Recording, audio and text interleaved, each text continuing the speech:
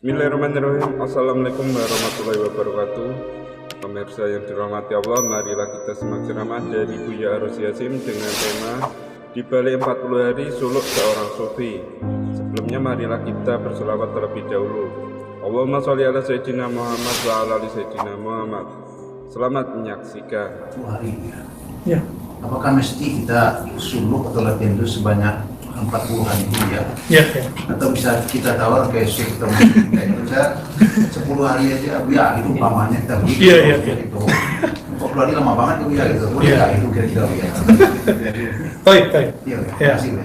Ini beliau ini Buya juga nih, manggil saya Buya kan lucu kan? Oke, dah. Beliau membahas dalam 3 bab. Nanti bisa dilihat di kitab ya. Ya, baru tahu. Bab 26, 27, dan 28. Jadi saking seriusnya 3 bab. 3 fasal berbicara, bukan fasal lagi. Dia memang sudah bab. Lu berbicara 3 bab tentang arba'inat. Nanti setelah bahas khirqah nanti kita loncat ke situ. Iya. Karena beberapa bab di sini ada yang tidak relevan. Di sini ada contohnya bab safar. Bab safar ini kita baca kalau nanti kita mau ziarah. Cuma zaman pandemi ini kan kita nggak bisa ziarah. Iya. Ya. Nanti kan ada bab safar di sini. Kalau nanti Allah panjangkan umur dan dunia kembali aman, wallahu alam kapan kita nanti adakan ziarah baik ke orang alim ataupun yang sudah meninggal, wali-wali Allah atau tempat-tempat situs bersejarah, kita bacakan adab safar, ada situ. Nanti ada yang kita loncat ya. Ada adab masuk ribat, tempat suluk. Nah, karena kita belum buat suluk di sini, tapi kita langsung masuk ke arba'inat. Karena arba'inat itu sudah mencakup nanti bab-bab berikutnya sebelumnya, insya Allah. Nah, kenapa 40 hari? 40 hari itu adalah masa Nabi Adam alaihissalam beliau bersuluk taubat. Suluk taubatnya Nabi Adam 40 hari. Ini Rabbana zalamna anfusana dan beberapa doa-doa yang beliau lafalkan itu. Kemudian suluk nuniyah. Suluknya Nabi Yunus. Kita boleh sebut salat suluk nuniyah. Itu beliau membaca la ilaha illa anta. Bedanya apa la anta dengan la ilaha illallah? Antum dianjurkan baca la ilaha anta kalau sudah merasa Allah itu terasa hadir. Kalau belum, illallah aja dulu. Ya. Sama subhanallah, kapan ganti subhanakallahumma? Kalau sudah terasa bahwa kita sujud kepada zat yang hadir terasa dalam diri. Di hadapan kita rasanya, itu yang Nabi katakan dalam hadis Imam Bukhari, jangan mudah ke depan karena ada Allah di depanmu. Nah, ini kan bab zauq semua, ini bukan bab hakiki, bukan bab tajsim. Ya, karena Allah bukan benda, maka Nabi mengatakan itu bukanlah menempati suatu tempat untuk Allah Subhanahu wa taala. Nah, itu suluknya baca la ilaha illa anta. Jadi suluk tuh enggak usah aneh-aneh, zikirnya gitu-gitu aja. La ilaha illa anta, Allah, la ilaha illallah, sahabat. Enggak jauh-jauh ya. Ada suluk Ibrahimiyah. Atau disebut dengan suluk hasbiyah. Suluk tawakal. Isinya tawakal. Hasbiyallah atau hasbunallah wa ni'mal wakil. Ada suluk musawiyah. Boleh juga disebut suluk ma'rifat sebenarnya itu. Tidak suluknya suluk ma'rifat. Suluknya Nabi Musa 2 kali. Pertama di Tur Sina. Yang kedua Khidriyah. Kalau Khidriyah pakai safar. Pakai safar melihat ahwal-ahwal, nah itu berat. Ya, itu berat sekali. Ya. Seorang Nabi Musa bisa mengingkari coba.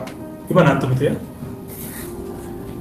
Kalau bisa nggak mengingkari para wali, itu nur hidriyahnya sudah ada di kolbu. Tapi kalau dikit-dikit ingkar, dikit-dikit kritis, ya salam. Dapat ilmu zahir aja dari dulu. Dan jangan salah, orang yang dapat ilmu zahir, ini kadang-kadang dapat karomat keajaiban. Nabi Musa, waktu masih Musa sebelum ketemu Nabi Khidir, bisa belah laut kok. Jadi jangan heran, fuqaha itu kadang bisa kebal, ya, bisa macam-macam lah, macam-macam ya. Terus Nabi Isa, nah itu suluknya sudah dari perut ibunya itu. Sebelum lahir udah selesai suluknya. Nabi Isa alaihissalam, maka disebutlah Ruhullah. Ibunya yang menyulukkan dia. Inilah dipakai oleh sebagian ulama kita di Indonesia misalnya, kayak Syekh Idris Kamali, Bah Idris kalau orang Jawa nyebutnya, murid Hadratus Syekh Hashim Asy'ari. Beliau suluk setahun puasa untuk dirinya, setahun untuk orang tua atau gurunya, setahun untuk murid-muridnya, anak-anaknya. Maka hampir semua murid Mbah Idris ini jadi.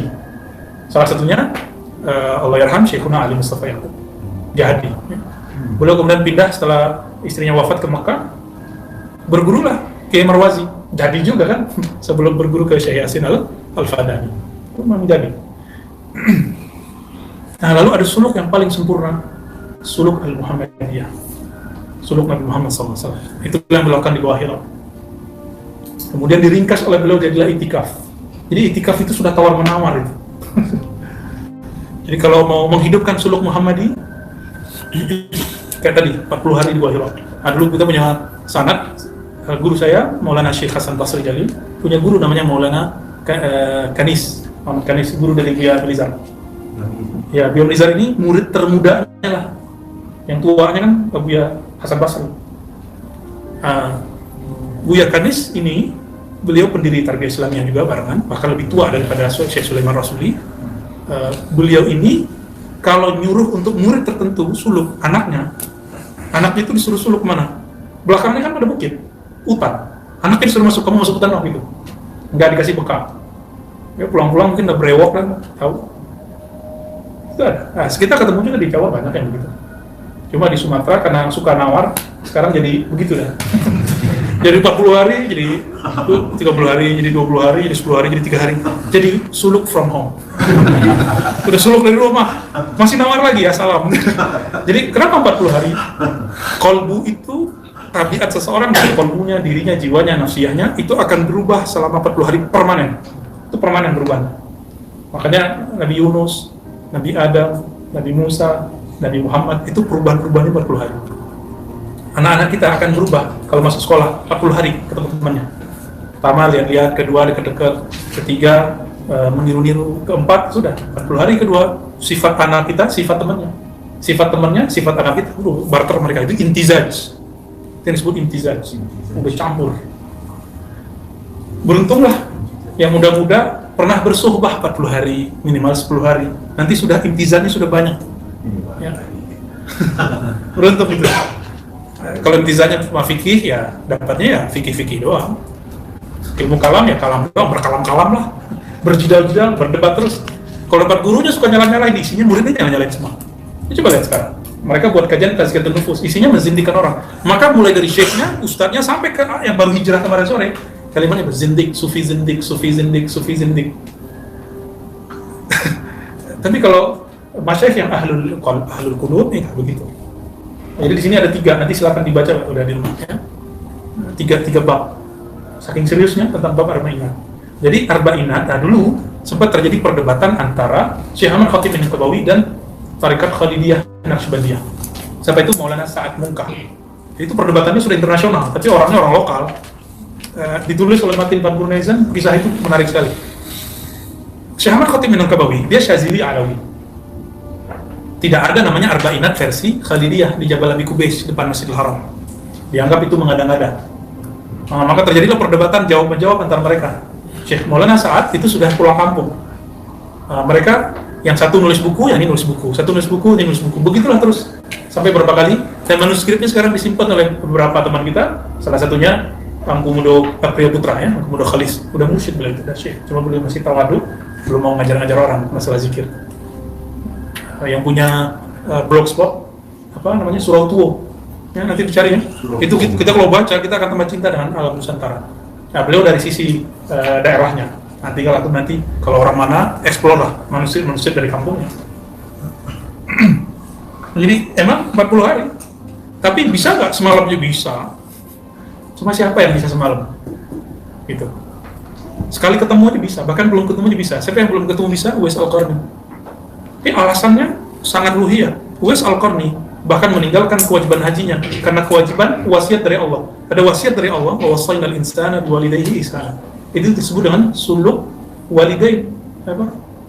Suluk menghormati berihsan ke orang tua. Orang tua itu kan disebut wasiatullah. Wasiat dari Allah Subhanahu wa taala. Jadi kita yang jauh dari rantau, teman-teman di perantauan, kalau ada saudaranya ngerawat orang tuanya di kampung, sokong dia, support dia. Mungkin itu cara kita ihsan kepada mereka. Mungkin itu suluknya kita, suluk khidmah. Kalau mereka lebih dari itu, maka nanti loh ya ngerawat orang tua, kadang ketar-ketir. Mirip seperti orang tua dulu ngadapin anaknya. Nah ini kan, coba yang punya anak kecil begitu nggak? Mulai sekarang ada handphone. Minta handphone, minta itu bisa guling-guling di rumah, bisa teriak-teriak. Emang begitu. Nah, nanti orang tua kalau udah kembali ke sifat asli, sifat anak-anaknya kan begitu. Maka berdoalah teman-teman, berdoa yang diajarkan Nabi Allah, min a'udzubika min an urada ila ardhil umur. Ya Allah, lindungi aku agar tidak kembali ke umur yang hina seperti anak kecil. Itu ada di Sahih Bukhari. Dulu ini ditalkinkan guru saya, Abu Ya Hasan Basri Jalil, waktu beliau sudah tua. Dan beliau nggak pernah nyusahin anak. Amalkan itu walaupun sekali sehari ya. Allahumma inni a'udzubika min an uradda ila ardhil umur. Kalau nggak hafal Indonesianya, ya Allah, lindungi aku agar tidak kembali ke fase-fase yang hina dalam umurku, yaitu seperti anak kecil, rewel, nyusahin. Amin ya rabbal alamin. Halas? Iya, bab 26, 27, 28 ya, Bu ya. Iya. Ya. Nah, saya tutup itu dengan satu hadis tuh ya. Nabi bersabda dalam hadis Abu Nuaim, ada semaknanya di Tirmizi. Saya suka yang lafaz Abu Nuaim ya. Man shalla al-ghadata fi jama'atin, yang salat subuh berjamaah, ini suluknya suluk fajar. Terus diamalkan itu. Berapa lama? Fi arba'in sabahan. Selama 40 subuh. Kalau subuh dia bisa, isya pasti bisa. Maghrib pasti bisa. Apalagi yang salat siang hari. Apa kata Nabi? Azharallahu yanabi al-hikmah min qalbihi ala lisanihi. Maka Allah pancarkan, Allah terbitkan nur hikmah, terbit dari kolbunya, keluar lewat lisannya. Itu disebut ya nabi. Ya nabi itu kan dia keluar. Nah, itu ya nabi. Bukan yunazil, yunazil turun. Nah, itu wahyu dari Allah kepada nabi. Kalau kita enggak, kita dari sini. Gimana caranya? Berarti kolbunya sebenarnya setiap 40 hari dia hanya berta'alluq dengan Allah. Kolbunya nyantolnya hanya zikir. Dia bergantungnya hanya dengan zikir. Setiap 40 hari itu kolbunya disetel terus menyebut nama Allah. Ya. Coba kalau kita sudah latihan gerak silat, misalnya 40 hari gerakannya sama. Ada 10 gerakan kita ulang setiap hari. Itu 40 hari jadi refleks. Ngetik, dulu yang nggak bisa ngetik, lalu bisa, setelah nulis skripsi bisa ngetik nggak? Jadi nggak perlu lihat. Kenapa? Nah, ini yang disebut azharullah. Kalau orang ngetik ke kolbunya Allah, Allah, Allah, Allah, Allah, terus dia ketik kolbunya selama 40 hari. Apa yang terjadi? Nanti kalau dia zikir, nggak perlu gini-gini lagi. Ya kalau awal-awal masih gini-gini ya, tapi lama-lama enggak. Dia duduk, dia bernafas, dia apa? Itu insya Allah Allah kemudian bimbing, refleks. Itu hadiah dari Allah Subhanahu Wa Taala. Kalau sudah begitu, maka maraji rohaninya di kolbu, jadi referensi kolbunya nggak akan ada habisnya, nggak ada habisnya. Ini yang disebut dalam Al-Quran itu, walau annama fil ardi min syajaratin aqlam wal bahru yamudduhu min ba'dihi sab'atu abhurin ma nafidat kalimatullah. Apa kalimatullah? Salah satunya ismullah itu, Allah itu. Nah, jadi yang belum silakan amalkan zikir ya hayyu qayyum selama, kalau orang alim tuh yang pintar baca kitab yang 40 hari lah, atau paling cepat 10 hari. Tapi setiap hari ba'da sholat 200 ya hayyu ya qayyum ya hayyu ya qayyum. Wahai yang maha hidup, hidupku bersumber darimu. Wahai qayyum yang mengurusi hamba-hambanya, aku bergantung kepada pengaturan dan urusan. Udah begitu aja terus diolah kolbunya. Nanti rontok tuh egonya, rontok sombongnya, rontok sok pinternya hilang. Baru kalau diajarkan zikir masuk nama Allah ke dalam kolbunya. Ya.